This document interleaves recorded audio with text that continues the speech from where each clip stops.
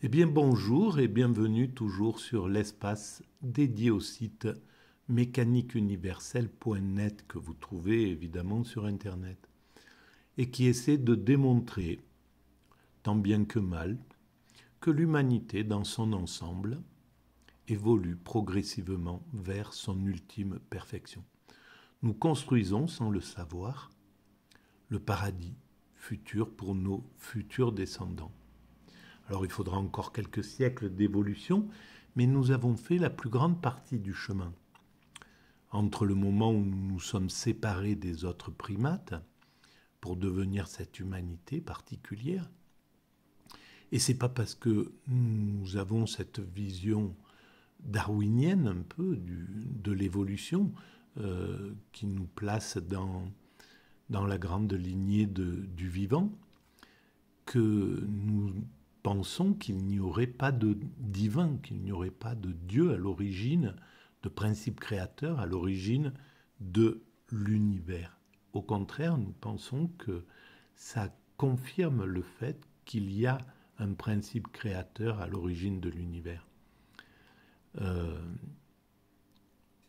Justement par la présence de cette évolution vers l'amour supérieur, vers l'esprit supérieur, vers l'amour supérieur, vers l'expression, la meilleure expression de l'amour. Parce qu'en fait, l'amour est toujours, il est aussi dense chez le crocodile ou chez l'arbre que chez l'homme, mais l'expression de l'amour, c'est ce qui évolue. Et tiens, d'ailleurs, avant de commencer cette petite réflexion autour des journaux de voyage de Basho, un poète japonais qui pratiquait le haïku. Eh bien, dans cette évolution, sur la mécanique universelle, j'essaie de montrer justement qu'on évolue vers cette sensibilité, vers cette expression la plus puissante de l'amour, en fait. En partant, par exemple, si notre origine, l'origine, par exemple, des mammifères vient des poissons, puis des reptiles, puis etc., etc. S'il y a cette montée comme ça progressive, eh bien on voit que le poisson, ses œufs, il les projette à l'extérieur. Ils sont donc ses bébés. Les bébés sont à l'extérieur et c'est comme ça qu'ils sont fécondés et qu'ils grossissent. Ensuite, le crocodile, les reptiles, c'est à travers un œuf. Donc, le contact entre le bébé et le corps de la mère est limité par la coquille de l'œuf. Et puis après, l'œuf est enterré quelque part, etc. Il se débrouille un petit peu tout seul. Et les mammifères, eh bien, ils le gardent à l'intérieur de leur corps et il est directement au contact du corps. Donc il y a une sorte de sensibilisation. C'est ce que j'avais découvert en réfléchissant sur l'évolution de l'humanité. Et de la même façon, la peau du crocodile et la peau de l'être humain et progressivement des autres primates, puis de l'être humain, elle va aussi vers la sensibilité quand au contact, le toucher, etc. Donc, il y a cette évolution vers la sensibilisation de l'expression de l'amour. L'amour, il est le même, il a la même densité. Et donc, ça démontre que, on va vers cela. Et alors, le plus haut sommet de l'amour, selon moi, c'est l'extase. Dans l'extase, on aime tout au même niveau, au summum. Tout ce que comporte la nature. Et donc, c'est indépassable. On est dans un état d'amour indépassable. Et ça démontre... Et si donc l'humanité évolue vers son ultime perfection, qui est l'extase facile pour chaque être humain, eh bien ça veut dire qu'en fait, on va vers cet amour absolu.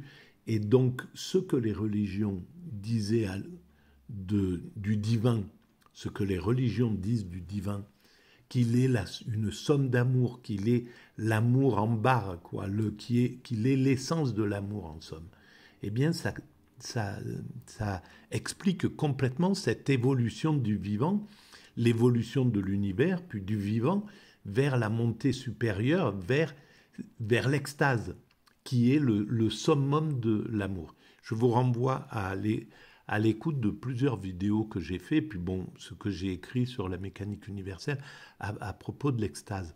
Pour en avoir fait l'expérience de façon accidentelle au tout début de la mécanique universelle, donc il y a 23 ans maintenant, voilà, j'essaye d'expliquer ce qui se passe réellement dans l'extase et pourquoi l'extase, c'est le plus haut degré de la spiritualité possible. Alors on va lire un petit peu cet ouvrage-là de Bachot. Alors c'est son journal de voyage. Et en fait, c'est pratiquement pour me détendre parce que c'est ce poète, en voyageant à travers le Japon, moi je l'ai juste picoré, hein. Je ne l'ai pas lu en entier, je n'arrive pas à lire les ouvrages en entier. Alors je picore un peu à droite à gauche et puis je me permets de donner mon avis, un avis un peu superficiel et un peu intuitif comme ça, mais bon, c'est la façon dont je pratique.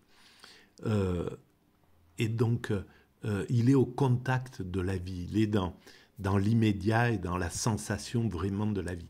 Et moi, je suis à l'opposé de cette chose-là. C'est quelque chose que j'aimerais bien savoir pratiquer, mais en fait, je suis tout le temps dans la réflexion, je suis en permanence en train de penser. Alors, c'est très bon pour cette philosophie atypique que je ponds chaque jour, mais c'est pas bon pour vivre en réalité, parce que on n'est jamais dans le présent, on n'est jamais dans la contemplation, dans la vie. Et là, les haïkus, c'est des toutes petites sentences, des poèmes mais extrêmement réduits qui essayent de condenser la sensation. Par exemple, c'est un des premiers poèmes que j'ai lu et qui m'avait vraiment influencé, c'était un des premiers haïkus, c'était « Un manche à la lune, quel bel éventail ». Voilà. Et là, on voit que le type, il était posé dans les herbes en train de regarder cette lune ronde immense. Et on sait que certains éventails au Japon sont ronds comme ça, là, avec un manche simplement. Et donc, c'était hyper puissant. Un autre, c'était « Cessez de vous quereller, oiseaux de passage, frères humains faits pour vous entraider ». Voilà, tout est dit. Alors, il y a aussi des réflexions comme ça. Alors, écoute, on pourrait commencer par lire un petit peu ce qu'on dit de qui étaient ces poètes-là. Alors, Matsuo Munefusa, né en 1644 dans la province d'Iga, sans doute au bourg d'Ueno. Sa famille, une maison de bushi paysans qu'une généalogie douteuse rattache, comme bien d'autres, au Heike, est en effet vassal du châtelain d'Ueno, qui est alors Todo Shishiro Yoshikiyo. Munefusa, qui a un frère aîné. Bon, bref, voilà, ça c'est sa vie. Alors là, c'est pour Munefusa qui est dit Bachot. Le journal de voyage. À la 8e lune, septembre de 1684, Bachot quitte Edo en compagnie de son disciple Shiri pour se rendre au pays natal. Le but du voyage est la tombe de sa mère, morte l'année précédente. Pour la première fois depuis 1676, il retrouve son frère et sa famille, après quoi il rend visite à ses disciples des provinces proches de Kyoto et de Nagoya pour revenir à l'Edo à la fin de printemps 1685. Dès son retour, il rédigera ses notes de voyage, Kiko, connu sous le titre de Nosarashi Kiko, dus blanchir mes os, d'après le premier des haïkus qu'elles contiennent. Il s'agit encore essentiellement d'un recueil de poèmes composés en route, le texte en prose de quelques lignes, à chaque fois ne servant qu'à situer les circonstances de leur composition. Alors, on va aller directement à ce texte-là. L'art poétique, bon bref, voilà. Dusse blanchir mes os. Partant pour un voyage de 1000 lieues, sans m'embarrasser de provisions de route, sous la lune de la 3e veille, dans l'inquestionnable, suis entré. Dans l'inquestionnable, suis entré. Voilà, l'inquestionnable, c'est quelque chose de super, parce que si on est dans la contemplation, on n'est plus dans le questionnement. C'est deux choses distinctes. L'extase, c'est la contemplation. Et il n'y a plus de réflexion, on comprend fondamentalement ce qu'est le monde, pourquoi il est ainsi. On est en fusion avec le principe créateur, avec la création, avec la nature, avec donc le divin, mais on n'est plus dans le questionnement. Et le questionnement, par contre, il est vital pour comprendre la mécanique de tout cela. Mais on ne peut pas être en contemplation et en même temps en réflexion. C'est deux mondes qui sont vraiment, c'est deux états d'esprit qui sont incompatibles. On est soit dans l'un, soit dans l'autre. Et donc l'inquestionnable, pouvait dire cet ancien, sur sa canne, m'appuyant en l'air jochiot, lent de l'aîné de l'arbre et du rat. À la 8e lune d'automne, lorsque je quittais mon logis délabré près de la rivière, il soufflait un vent frisqué. Voilà, tout est dans la sensation. Dusse blanchir mes os, jusqu'en mon cœur le vent pénètre mon corps. Dusse blanchir mes os, jusqu'en mon cœur le vent pénètre mon corps. Je peux aller attraper la crève, en gros. Peut-être c'est ça qu'il voulait dire. En somme, je m'en fiche, je veux ressentir le vent qui pénètre mon corps, le froid. Je veux ressentir la vie telle qu'elle est. Après 10 automnes, le nom de patrie désigne Edo désormais. Après 10 automnes, le nom de patrie désigne Edo. Alors peut-être que la patrie, c'est quand on est exilé qu'on sait ce que c'est. Et c'est pourquoi c'est une bénédiction d'être étranger quelque part dans ce monde. C'est ce que j'ai toujours pensé en pensant à mon père qui est venu ici dans les années 20 et à 20 ans, et même pas à 20 ans d'ailleurs, il avait moins que ça, en passant en fraude par les Alpes. Et donc c'était ce statut d'étranger qu'il voulait, parce que c'est aussi, il y a de la souffrance bien entendu, mais il y a tellement d'aventures, tellement de bonheur à penser aussi, de nostalgie à penser au pays. Toutes les sensations sont quintuplées en somme. Voilà, heureux l'étranger qui est là. Et d'ailleurs, il est le bienvenu. Le jour que je franchis la barrière, la pluie tombait et les montagnes disparaissaient, toutes dans les nuages. Donc, il est conscient, il marche, il est conscient dans cet état. Une chose que je ne connais pas du tout. Brouillard, parce que même quand je fais du vélo, quand je vais marcher, je suis en train de penser à la philosophie, à ce que je vais écrire, je suis en train de... Je ne peux pas contempler, j'y arrive pas. C'est terrible. Qui pourrait m'apprendre à contempler, s'il vous plaît? Si quelqu'un peut m'apprendre à m'apaiser et à contempler, Voilà. Peut-être dans quelques temps, quand j'aurai bien fini d'épuiser tout ce qu'il y a dans ma tête, je me mettrai à la contemplation. Et j'irai dans un pays spirituel pour entendre la spiritualité du matin au soir. Brouillard et bruine dissimulent le fugi, charme de ce jour. Voilà, donc brouillard et bruine dissimulent le Fuji, le mont Fuji. Charme de ce jour, voilà, il y a du charme dans le brouillard, dans la bruine et tout. C'est vraiment un désir de sensation, d'être au vrai contact de la sensation. Et ça, c'est la poésie aussi. C'est la puissance de la poésie.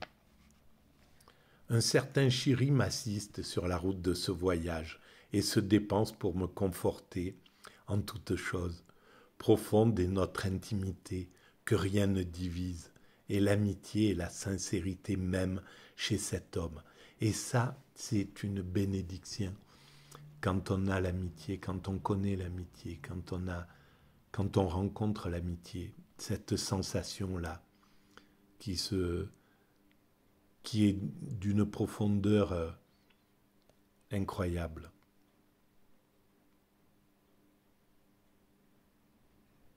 Donc c'était un bonheur, et un bonheur partagé. Il a tout fait, Bachot, pour multiplier en somme le plaisir de voyager sur cette route du Japon pour aller rencontrer l'endroit où reposait sa mère. À Fukagawa, le bananier au Fuji, confié à Long. Shiri. Confié à Long Shiri. Il parle à celui qui l'assiste, à son disciple qui l'assiste. Voilà, ben on va arrêter là pour cette petite vidéo. Donc, si vous pensez que ces petites vidéos intuitives et